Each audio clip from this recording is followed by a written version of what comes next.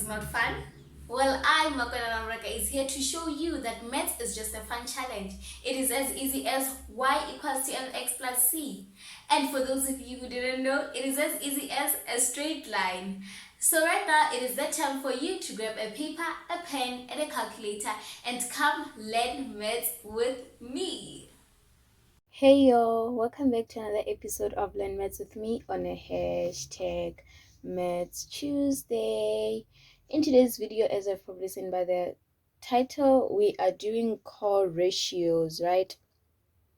So I'll just be explaining the core ratios so that it is easy for you to apply them.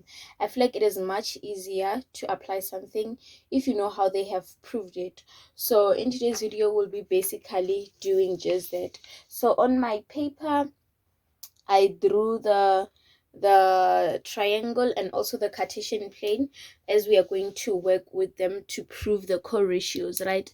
So in this triangle, as you can see, we have our 90-degree angle, our theta, and then our angle 90 degrees minus theta. Remember that the sum of interior angles of a triangle is 180 degrees. So if we already have a 90-degree angle, it means that these two angles right here, they add up to 90 degrees. And if we're given a value of one angle, that it is theta, it means that this angle, it is going to be equals to 90 degrees minus theta, right? So remember that complementary angles add up to 90 degrees. So these two angles are what? Are complementary angles, right? So let's move on and prove our core ratios or complementary ratios, right? So our complementary ratios in this video are between cos and sine, right? So when we have cos theta, let's start with cos theta. We know that it is equals to adjacent by hypotenuse, right? It is equals to c over a. So when we use the complementary angle, we're going to be using sine 90 degrees minus theta. So sine 90 degrees minus theta is opposite by hypotenuse, which is c over a. So this tells us that sine 90 degrees minus theta, it is the same as cos theta. So when you are dealing with questions and then you see sine 90 minus theta, it is the same as cos theta, right? Cos of that angle, right? So in this case, we are dealing with what's in the first quadrant, right? So all the ratios will all turn out positive because it is in the first quadrant, and in the first quadrant, all the ratios are what? Are positive, right? Same applies when you have, let's first write our ratio of sine theta so that we're able to see the proving. Sine theta is the opposite, b over a, right? So when imagine you have cos 90 degrees minus theta. When you have cos 90 degrees minus theta, it is equals to adjacent by hypotenuse, which is b over a, right? So it means that from this, when you observe, you can see that, okay, cos 90 degrees minus theta, it is the same as what? It is the same as sine theta. Sine theta. So this are basically easy stuff, and that we have just proved them, or I've shown you guys how we come to this conclusion rather than just telling you that sine 90 minus theta is equals to cos theta. I feel like with the explanation, then you'll now be able to apply this to core ratio identities properly, right? So it means that we conclude that therefore sine 90 degrees minus theta, it is the same as cos theta. And then we conclude again that therefore cos 90 degrees minus theta, it is the same as what? It is the same as sine theta.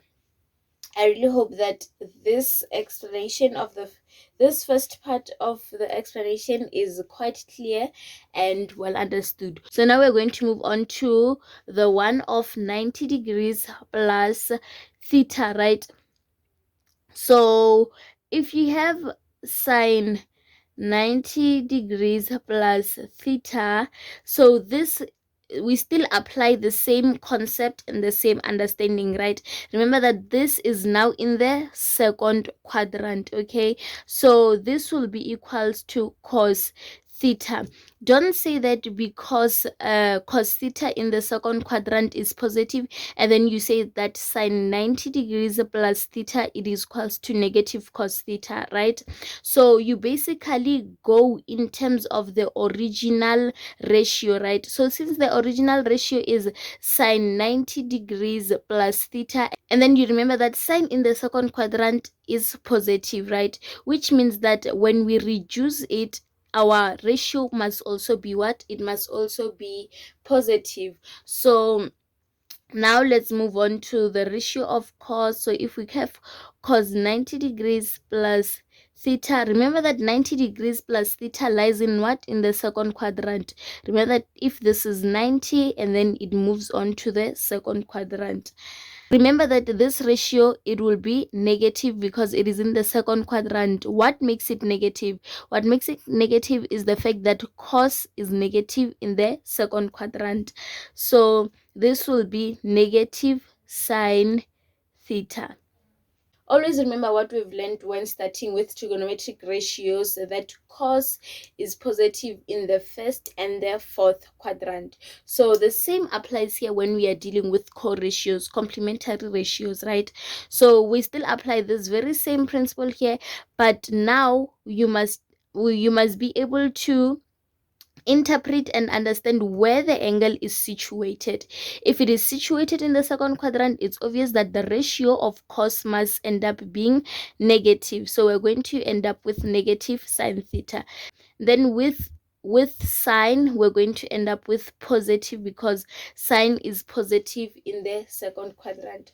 So just extra notes for understanding: any function of 180 plus or minus theta or 360 plus or minus theta is numerically equal to the same function of theta. What do I mean by this? What I mean is that if you have a sine, for example, sine 180 minus theta, you are left again with sine theta, right? So you remain with the same ratio. It doesn't change to what? To core functions, right? So any functions of 90 plus or minus theta is numerically equal to the core function of theta, as well as what? As 270 degrees plus or minus theta. So it means that this one of, if you use 270 degrees plus or minus theta, it also leads to the same core ratios, core functions, right? You just have to interpret where the angle is situated to know if the final reduction will be positive or negative, like we did here with the second quadrant. So remember, if you use angles of the x-axis, which is 180 plus 360, it is numerically equal to the same function of theta. And then if you use angles of the y-axis, which is 90 degrees and 270 degrees, it is numerically equal to the cofunction of theta. That is it for today's video. I really hope that you understood the explanation. If there is anything that you are struggling with or that you do not understand and need further clarification, please do leave your comment in the description box. Until the next one, you guys, bye. If you enjoyed this video, please give it a thumbs up and tell me in the comment sections which topic you'd like me to cover. And remember, I do not promise to know everything, but I do promise to share and help where I can.